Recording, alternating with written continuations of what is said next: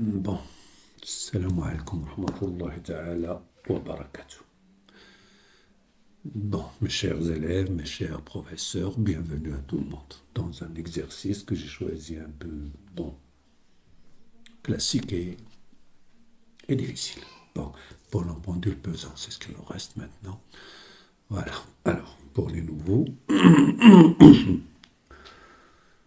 je signale que voir une vidéo, ça ne vous sert à rien.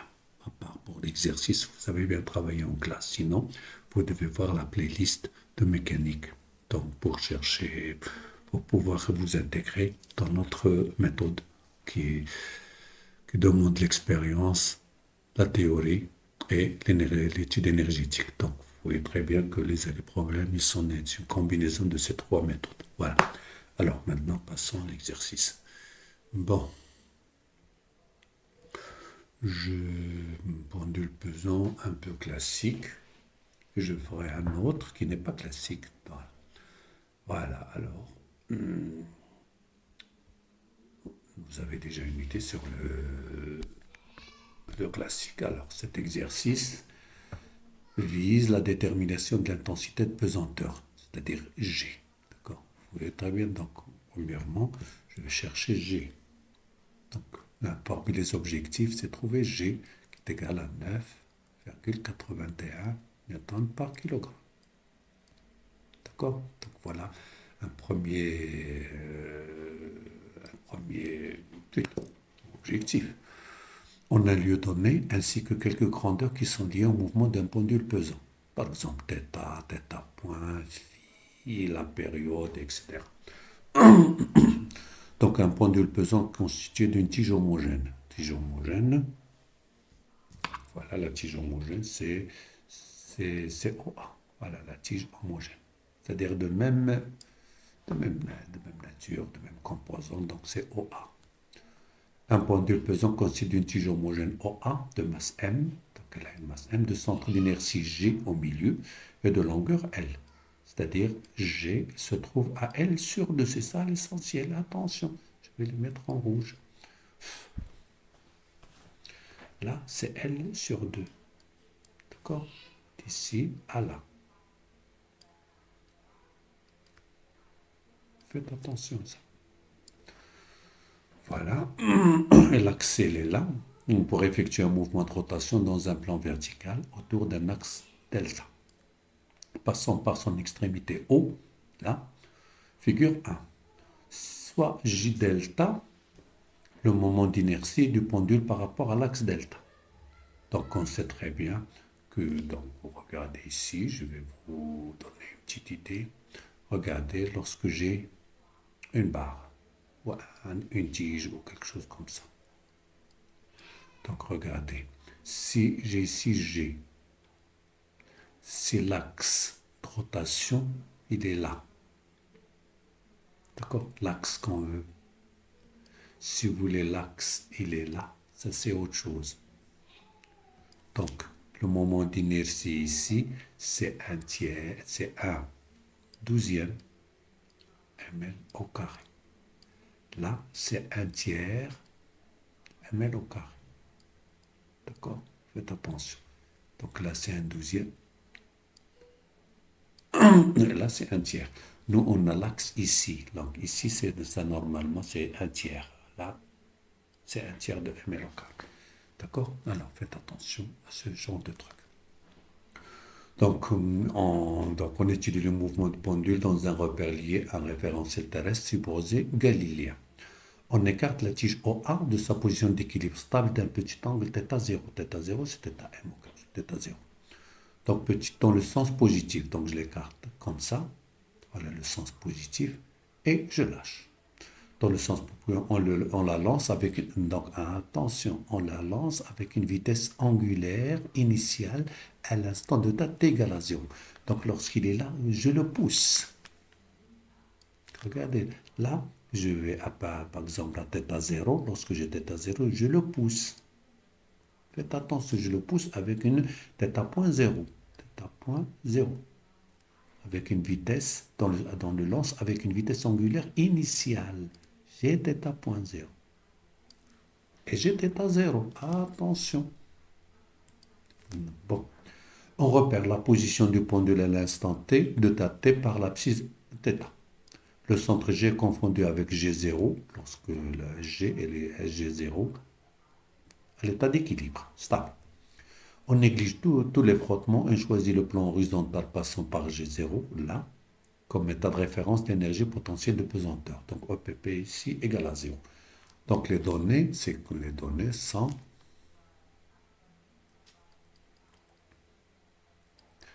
Les données, c'est la masse de la tige. Donc la masse de la tige, c'est 100 grammes. D'accord? 100 grammes.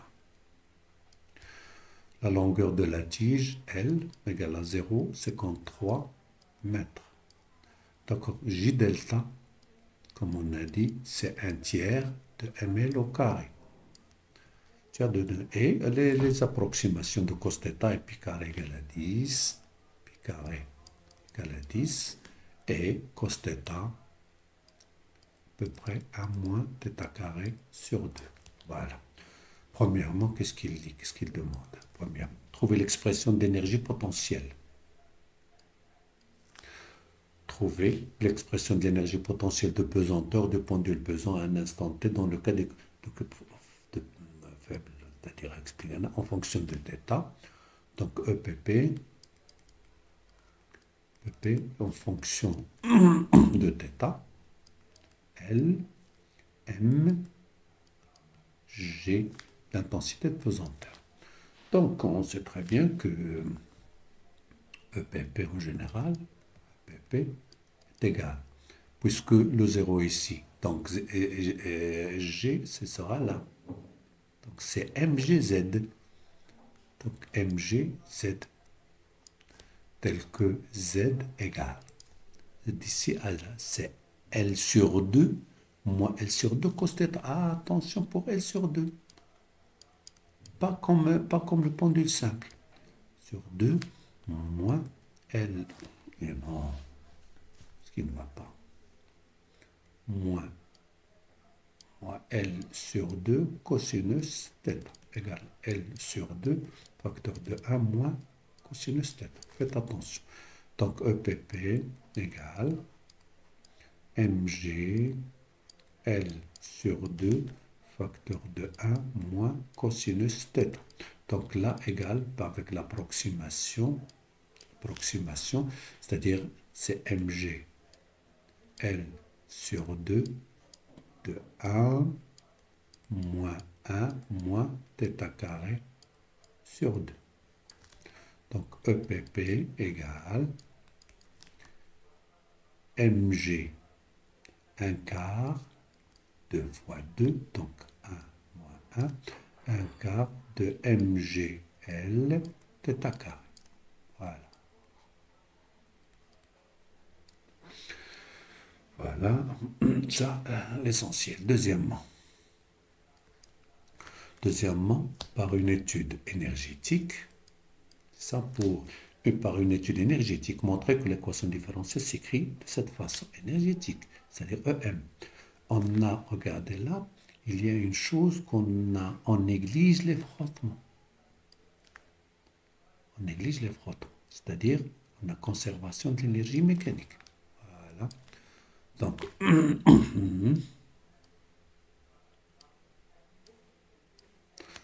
voilà. Donc, EM égale à EC plus EPP. EC, c'est 1 demi J delta θ point au carré plus 1 quart MGL θ au carré. C'est ça? Donc, conservation de EM. Conservation de EM. Ça me donne T de EM sur dt égale à 0.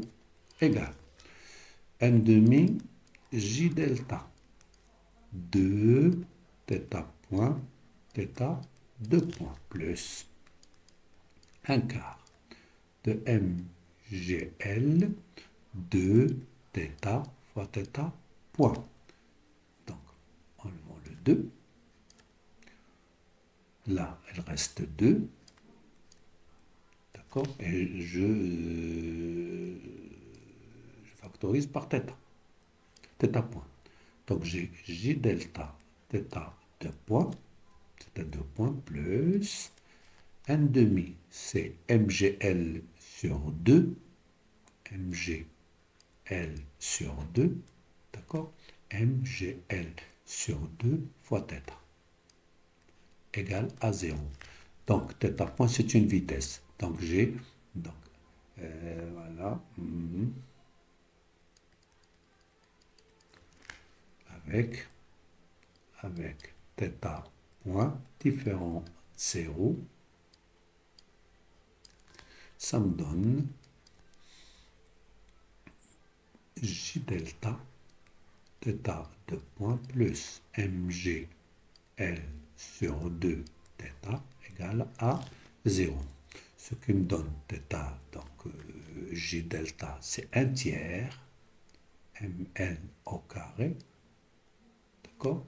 θ de point plus m 1 demi mgl θ égale à 0.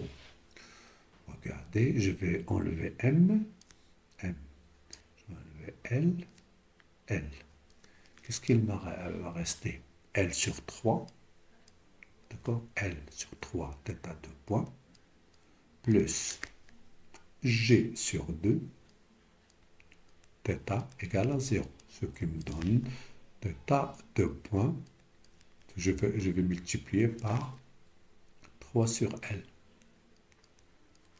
Donc θ de point plus 3G sur 2L, θ égale à 0. Voilà. Voilà, c'est celle-là. θ de point plus 3G sur 2L, θ égale à 0. Bon, voilà, maintenant. Alors, troisièmement, donc la solution de cette équation différentielle est la forme là. θ de t égale θm cosinus de pi sur t0 t plus phi. D'accord? T0, la période propre du pendule. La courbe qui est là représente l'évolution de l'énergie cinétique du pendule étudié au cours du temps. Donc on a déjà fait quelque chose de similaire. Donc 3,1, seulement on a mis avec G sur L, on a avec G delta, etc. On a mis en gros. Seulement ici vous avez des facteurs. Déterminer la valeur de l'intensité de G. Voilà. Maintenant, on nous demande de trouver G. Donc, si vous remarquez très bien,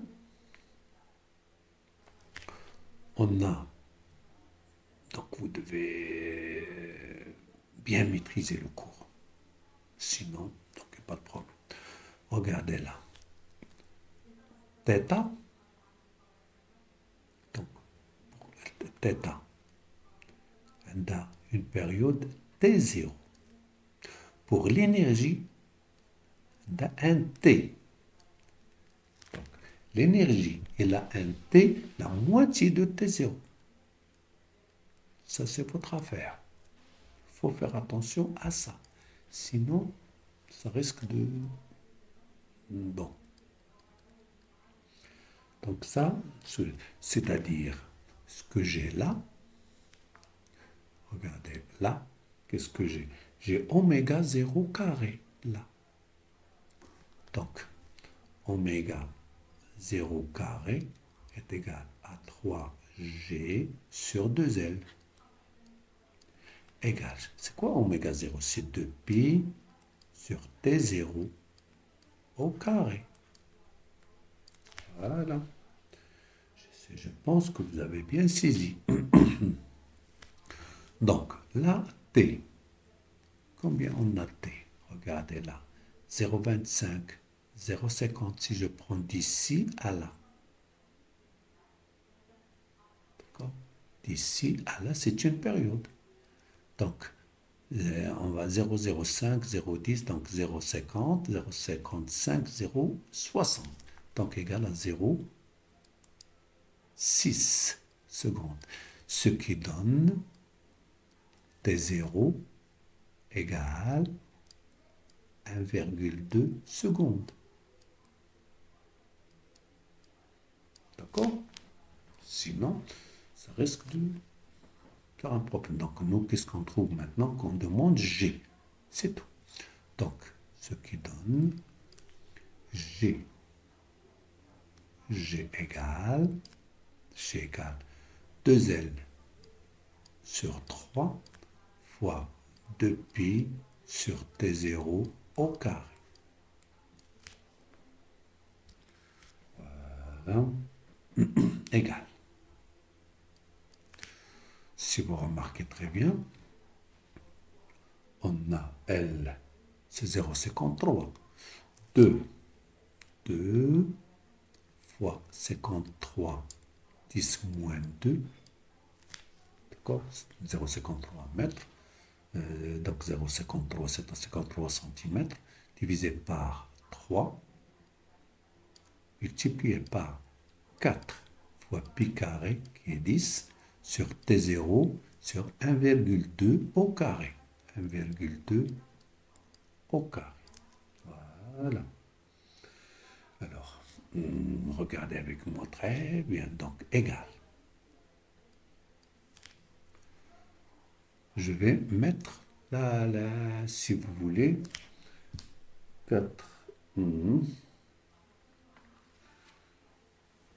pi carré, on va la prendre 10.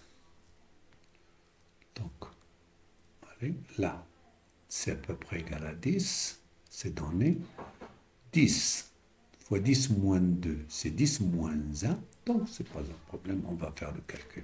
Donc, regardez là, 1,2 au carré, 1,2 au carré. 1,2 au carré, c'est 1,44 multiplié par 3. Multiplié par 3 égale. Alors, regardez, le dénominateur, combien? Là, j'ai 4,32. 4,32. Voilà. Là, donc, le 182. Maintenant, 2 fois 53, c'est 106. 106 multiplié par 4. 106 multiplié par 4 égale 424. Là, c'est 424. Regardez ça, ça, ça. Regardez là, 10 fois 10 moins 2, c'est 10 moins 1 fois 10 moins 1 égale. 10 moins 1, c'est 42,4 divisé par 4,32. Je vais voir. Donc, 42,4 divisé par 4,32. 4,32 égale 9,81 exact. C'est 9,81. Donc, ce qui donne G égale à 9,81 newton par kilogramme qu'on connaît déjà. Voilà. J'espère que vous avez bien... Bon. Maintenant, on monte beaucoup là, un petit peu... Alors, on a G, on va encore calculer quelques voilà. 3,2. 3,2, il me demande θm. Donc, bon, regardez là. En gros, c'est pour ça que je dis qu'il faut maîtriser son cours. Donc, l'énergie mécanique égale l'énergie cinétique plus l'énergie potentielle égale. Si l'énergie potentielle est nulle, c'est EC max. Si l'énergie cinétique là, c'est EPP max. EPP max égale. Donc égal. Donc regardez là c'est ECC max, c'est là, voilà, c'est à peu près. Donc 0,25, 0,50, 0,75, 80, 85, c'est 0,9. 0,9 fois 10 moins 2. 0,9 fois 10 moins 2 joules. C'est égal à 9 millijoules. Voilà la première des choses. Donc on peut, alors maintenant, qu'est-ce qu'on demande? On demande seulement θm. Donc je vais choisir celle-là. EPP max. EPP max égale, si vous vous souvenez, il y a un quart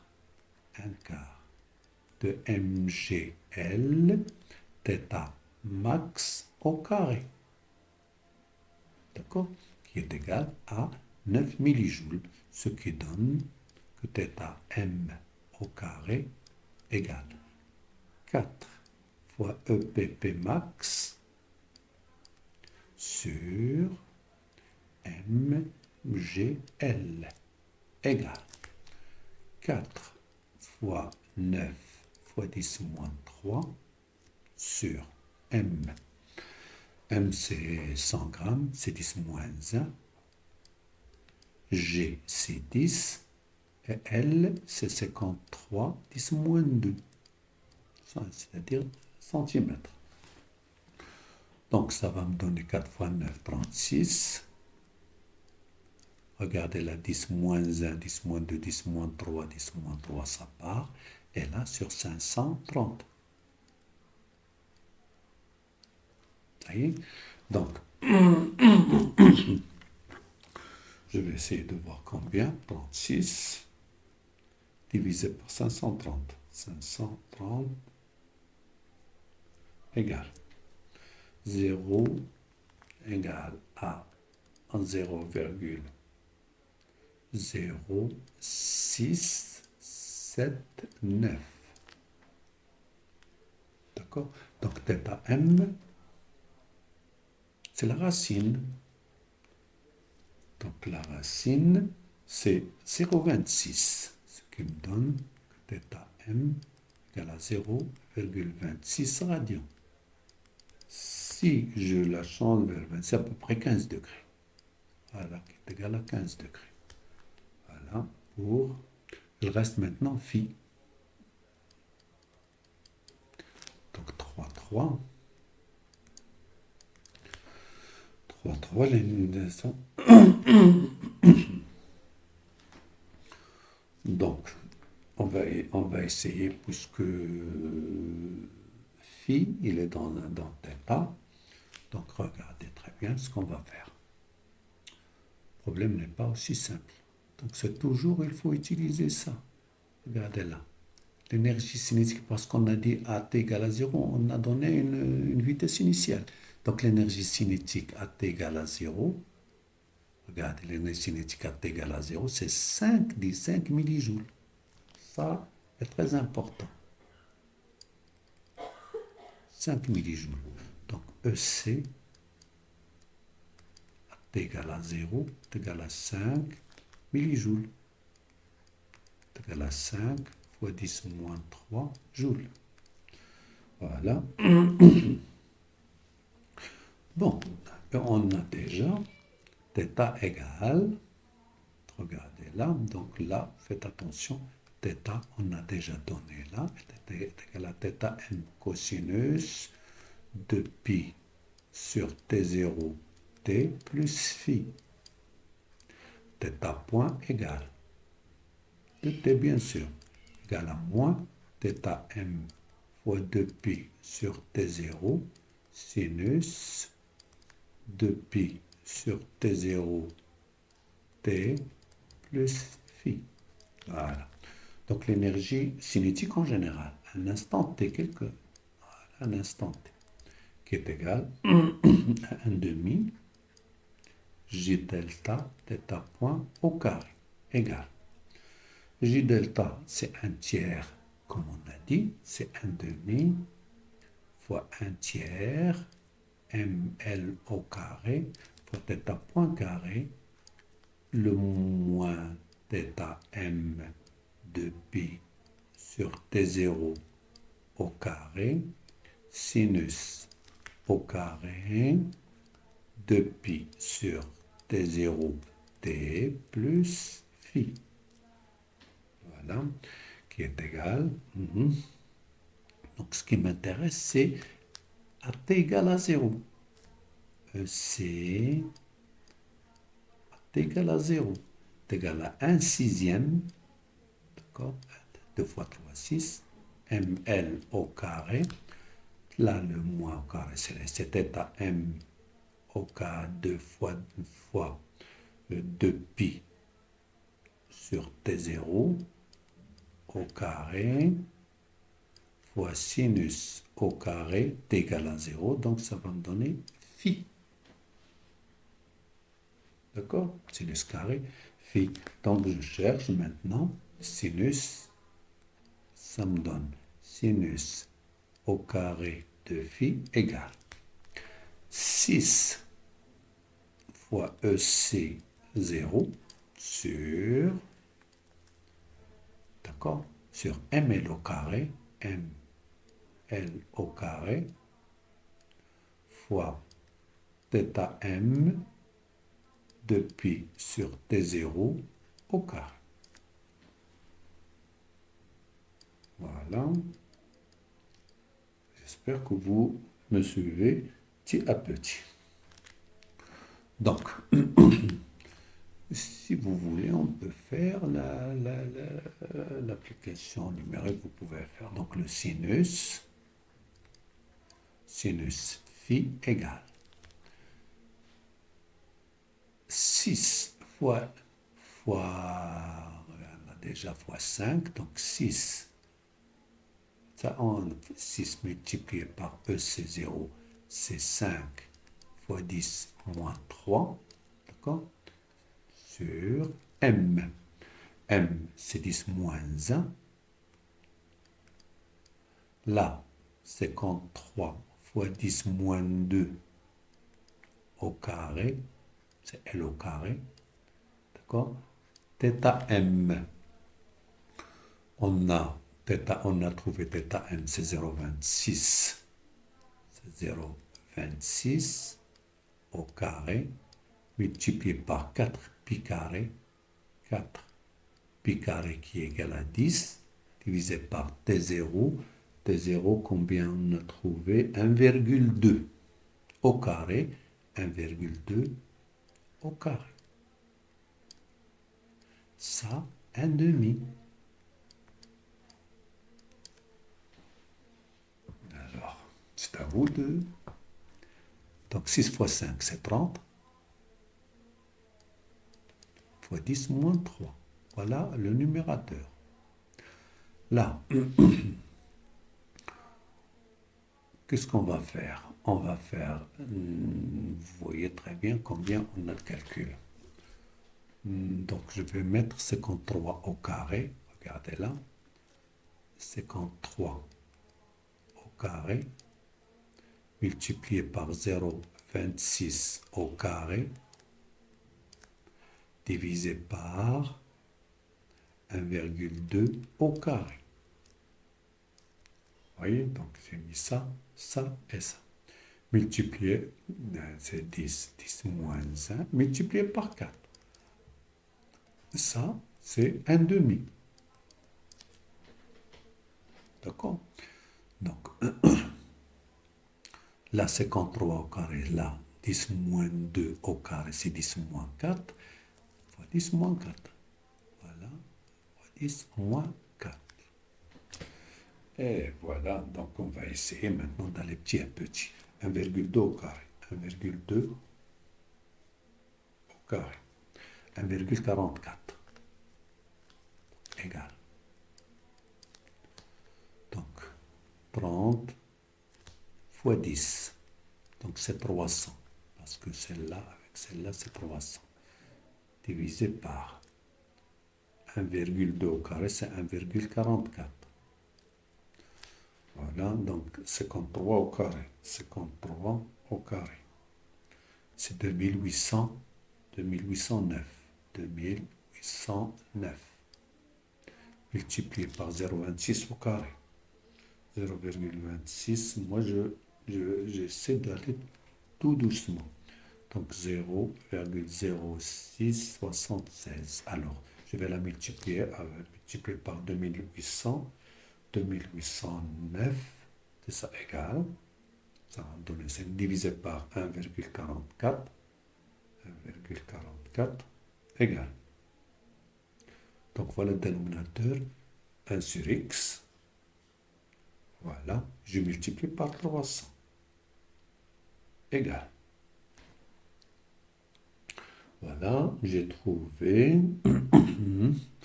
300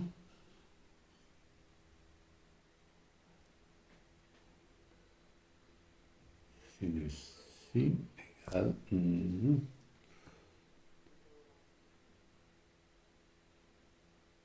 ça va me donner à peu près 0. Ah oui, la racine carrée, 1 demi, est égale. Donc, 2 virgules, je vais mettre la racine. Voilà, c'est à peu près 0,759. Mais je ne sais pas ce que j'ai fait une faute. Ah oui, on n'a pas multiplié par 4 ici. Alors, je répète. Ce 4-là, il m'a échappé. Donc, qu'est-ce que je vais mettre? 2800. 2809. Donc, je fais ça parce que vous, à l'examen, vous aurez ce problème-là. Faites attention. Alors, multiplié par 0,0676 égale, divisé par 1,44 égale, d'accord? Et là, je dois multiplier par 4. Multiplié par 4 égale, voilà. Ah, je fais l'inverse, 1 sur x, et je multiplie par 300. Multiplie par 300 égale, voilà, 0,759. Là, la racine, 0,759. Voilà. 0,7, à peu près moins 4, quelque chose comme ça. 4. Donc ça va me donner phi arc sinus. Ça va me donner 0,85. Phi égale 0,85 radians, qui est de l'ordre de 48 degrés. Et voilà, j'espère que vous avez pu me suivre, sauf, comme toujours, sauf erreur ou omission. Merci bien pour votre attention.